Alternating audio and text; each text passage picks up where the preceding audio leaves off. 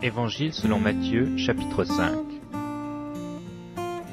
Voyant la foule, Jésus monta sur la montagne, et après qu'il se fut assis, ses disciples s'approchèrent de lui. Puis, ayant ouvert la bouche, il les enseigna et dit : Heureux les pauvres en esprit, car le royaume des cieux est à eux. Heureux les affligés, car ils seront consolés. Heureux les débonnaires, car ils hériteront la terre. Heureux ceux qui ont faim et soif de la justice, car ils seront rassasiés. Heureux les miséricordieux, car ils obtiendront miséricorde. Heureux ceux qui ont le cœur pur, car ils verront Dieu. Heureux ceux qui procurent la paix, car ils seront appelés fils de Dieu. Heureux ceux qui sont persécutés pour la justice, car le royaume des cieux est à eux. Heureux serez-vous lorsqu'on vous outragera, qu'on vous persécutera, et qu'on dira faussement de vous toutes sortes de mal à cause de moi. Réjouissez-vous et soyez dans l'allégresse, parce que votre récompense sera grande dans les cieux, car c'est ainsi qu'on a persécuté les prophètes qui ont été avant vous.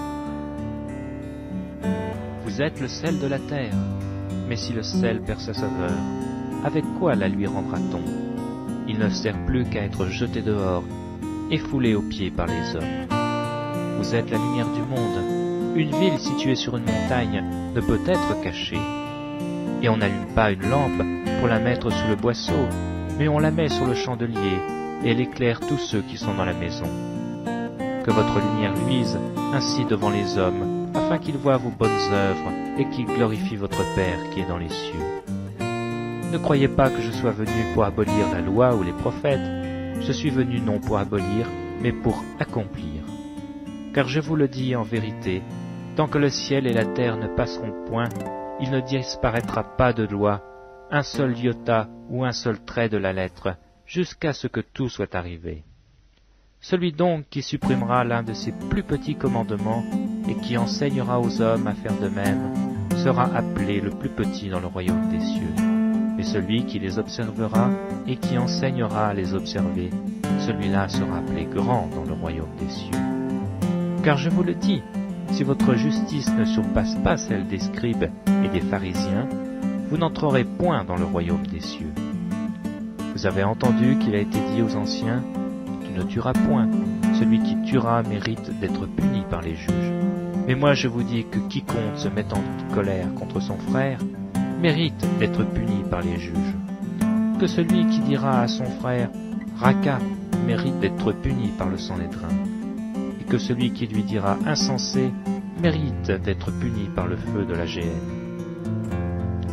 Si donc tu te présentes ton offrande à l'autel, et que là tu te souviennes que ton frère a quelque chose contre toi, laisse là ton offrande devant l'autel, et va d'abord te réconcilier avec ton frère. Puis viens présenter ton offrande. Accorde-toi promptement avec ton adversaire, pendant que tu es en chemin avec lui, de peur qu'il ne te livre au juge, que le juge ne te livre à l'officier de justice et que tu ne sois mis en prison.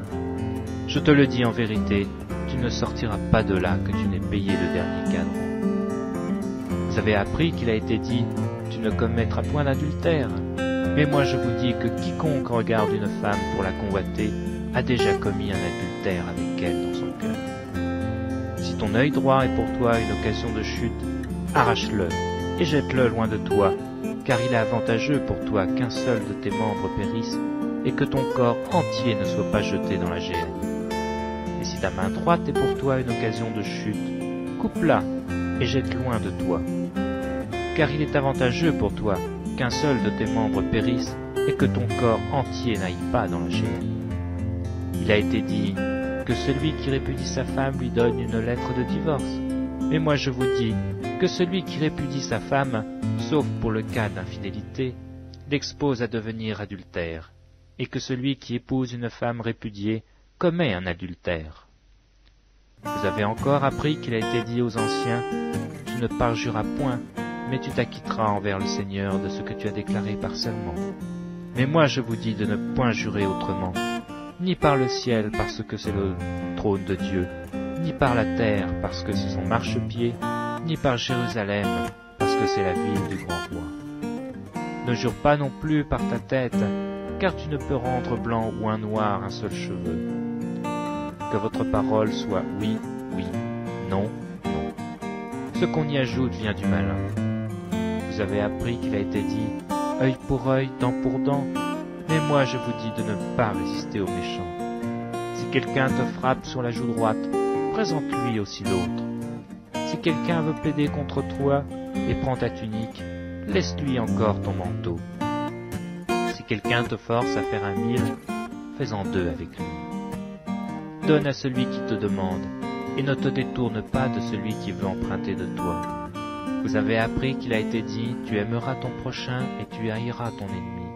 Mais moi je vous dis, aimez vos ennemis, bénissez ceux qui vous maudissent, faites du bien à ceux qui vous haïssent, et priez pour ceux qui vous maltraitent et qui vous persécutent, afin que vous soyez fils de votre Père qui est dans les cieux. Car il fait lever son soleil sur les méchants et sur les bons, et il fait pleuvoir sur les justes et sur les injustes. Si vous aimez ceux qui vous aiment, quelle récompense mériterez-vous? Les publicains aussi n'agissent-ils pas de même? Et si vous saluez seulement vos frères, que faites-vous d'extraordinaire?